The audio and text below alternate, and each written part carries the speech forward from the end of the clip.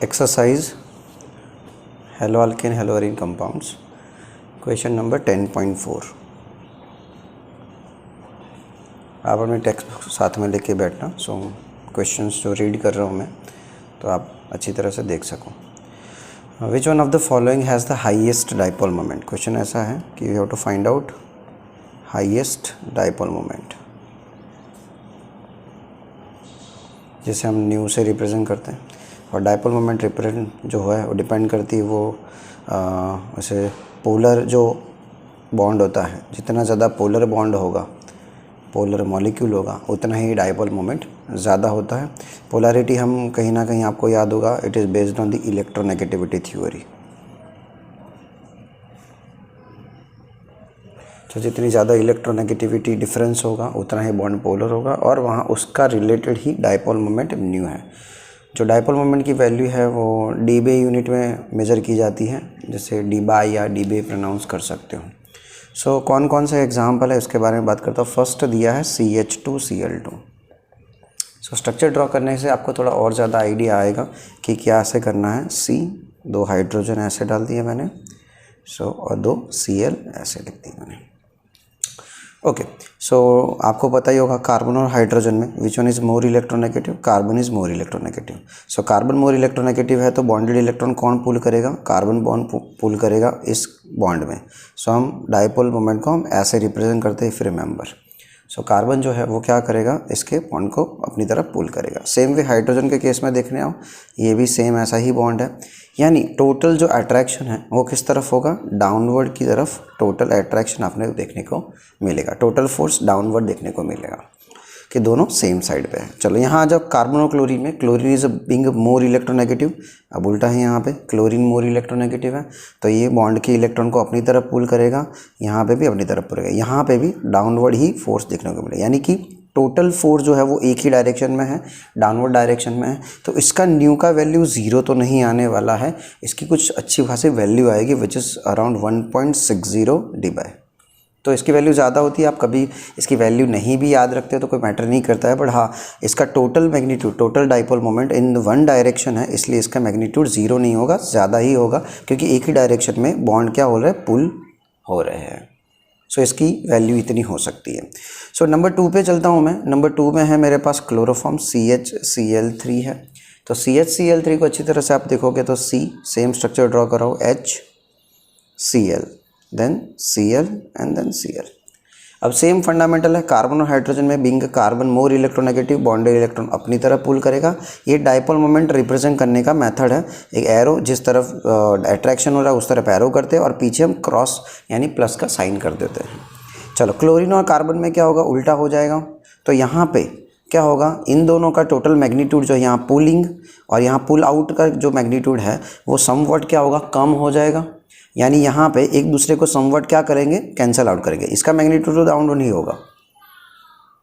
तो आप देखोगे, सो ये दो बॉन्ड का आप अच्छी तरह से विजुलाइज करोगे, उसका टोटल मैग्नीट्यूड कहाँ होगा, डाउनवर्ड होगा. बट इसके केस में थोड़ा खींचा जा रहा है तो अट्रैक्ट भी हो रहा है. सो समवट, क्योंकि कार्बन और क्लोरीन थोड़ा ज़्यादा है तो ये थोड़ा लिटिल बिट कहाँ पुल करेगा, पुल वो अपसाइड करेगा. सो कुछ हद तक, क्योंकि यहाँ 2 है तो ज़्यादा अमाउंट होगा डाउनवर्ड, यहाँ कम अमाउंट होगा, एक दूसरे को कैंसिल आउट करेंगे. तो मैग्नीट्यूड की वैल्यू जो है वो आपको 1.60 जितनी नहीं मिलने वाली है. It is somewhat less, it is about 1.08 D/. In case of number 3 ये है CCl4, कार्बन टेट्राक्लोराइड है ये. सो स्ट्रक्चर देखो, जो 4 Cl हो जाएंगे, ये रहा. सो कार्बन और क्लोरीन में chlorine is being more electronegative, bonded electron को अपनी तरफ पुल करेगा. सेम वे ये भाई सारे पुल करेंगे, यानी टोटल जो है इफेक्ट वो कहाँ मिलेगी, अपसाइड में मिलेगी.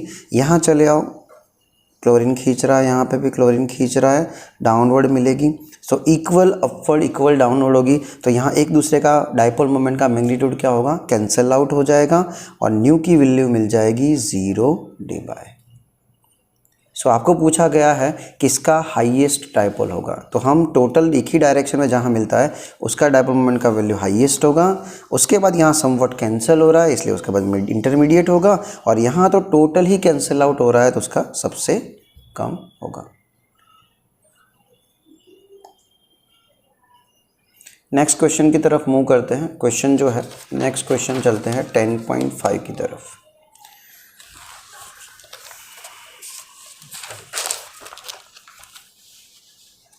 सो 10.5 जो क्वेश्चन है वो रीड कर रहा हूँ मैं। ए हाइड्रोकार्बन, तो एक हाइड्रोकार्बन बोला गया है, कोई हाइड्रोकार्बन है और वो हाइड्रोकार्बन जो है वो उसका फार्मूला है C5H10, इतना फार्मूला दिया है। Does not react with chlorine in dark, तो उसका कोई मीनिंग नहीं है, but gives a single monochloro compound with compound C5H9Cl in bright sunlight, ऐसा कुछ क्वेश्चन है। तो ये कंपाउंड ऐसा माना गया है कि इसको लाइट की प्रेजेंस में यानी HNO की प्रेजेंस में Cl2 के साथ रिएक्शन करते हो तो ये C5H9Cl देता है। तो ये कौन सा हाइड्रोकार्बन होगा? ओके, C5H10 है तो पहले हमारे दिमाग में क्या ख्याल आएगा वहाँ से स्टार्ट करते हैं हम लोग। सो C5H10 है तो CnH2n फार्मूला को फॉलो करता है, तो हमारे दिमाग में पहले कौन आएगा पता है? अल्कीन, क्योंकि अल्कीन है सर। बट अल्कीन है ऐसा सोच सकते हो, कोई प्रॉब्लम नहीं है, बट अल्कीन होगा तो अल्कीन HNO और Cl2 के साथ एक ही कंपाउंड कभी भी नहीं दे सकता है, वो वैरायटी ऑफ कंपाउंड दे सकता है। जैसे कि मैं आपको रफ करके बताता हूँ कि आपने मान लो अल्कीन ले लिया 5 कार्बन वाला, 2 3 4 और 5 डबल बॉन्ड लगा लिए, यहाँ हाइड्रोजन कर दिया, यहाँ CH2 और CH3। अब इसका मैं Cl2 और HNO की प्रेजेंस में रिएक्शन करता हूँ तो क्या होता है? ये सब्स्टिट्यूशन रिएक्शन है।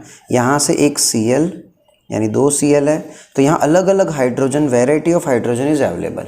सो क्या हो सकता है? यहाँ से एक हाइड्रोजन और यहाँ से एक Cl होके -HCl हो सकता है, और पहला कंपाउंड ऐसा मिल सकता है CH2 double bond CH, CH2 CH2 CH2Cl। चलो दूसरी पॉसिबिलिटी है, इसको एसिडीज रख दो, ये वाला हाइड्रोजन रिमूव करोगे तो भी यहाँ Cl लगेगा, एक नया कंपाउंड मिल सकता है। यहाँ हाइड्रोजन रिमूव करोगे एक और नया कंपाउंड मिल सकता है। यहाँ वाला हाइड्रोजन दूर करोगे एक और नया कंपाउंड मिल सकता है, ये हटा के। यहाँ का एक हाइड्रोजन दूर करो, यहाँ सेम प्रोसेस से आपको कितने कंपाउंड मिल सकते हैं? पॉसिबिलिटी ऑफ कंपाउंड है 1, एक Cl यहाँ लगा, वो वाला कंपाउंड 2 3 4 और 5 वेराइटी ऑफ कंपाउंड मिल सकते हैं। बट हमारा क्वेश्चन ऐसा है कि ये फॉर्मूला है वो एक ही तरह का C5H9Cl देता है। उसका मीनिंग देखो, यहाँ हाइड्रोजन कैसे थे? सारे के सारे हाइड्रोजन डिफरेंट थे, अलग अलग हाइड्रोजन है, सेम हाइड्रोजन एक भी नहीं है। तो मान लो कि ऐसा कोई स्ट्रक्चर बनाए कि जिसमें सारे के सारे हाइड्रोजन आइडेंटिकल हो, तो कोई भी हाइड्रोजन रिमूव करोगे आपको एक ही तरह का कंपाउंड मिलेगा। तो ऐसे केसेस में जब अल्कीन जैसा स्ट्रक्चर है तब आप साइक्लो कंपाउंड को भी प्रेफर कर सकते हो, जैसे कि साइक्लोपेंटेन। थोड़ा अच्छी तरह से विजुलाइज करो, साइक्लोपेंटेन में कितने कार्बन है? देखो 1 2 3 4 एंड 5 कार्बन है, each and every carbon containing 2 hydrogens. तो आप देखोगे तो ये क्या है? मॉलिक्यूलर फार्मूला को फॉलो करता है। अब यहाँ थोड़ा ध्यान से देखो, ये साइक्लोपेंटेन है, इसका मैं क्लोरीनेशन करता हूँ HNO की प्रेजेंस में। तो आप कोई भी हाइड्रोजन को सब्स्टिट्यूट करो, मान लो कि ये वाला हाइड्रोजन निकाल दिया, Cl लगा दिया, तो नाम क्या हो जाएगा? क्लोरोसाइक्लोहेक्सेन हो जाएगा। आपको ऐसा नहीं पसंद है तो आप कोई भी हाइड्रोजन, एनी हाइड्रोजन, तो यहाँ Cl लगा दोगे तो भी इसका नाम तो क्लोरोसाइक्लोहेक्सेन ही रहेगा।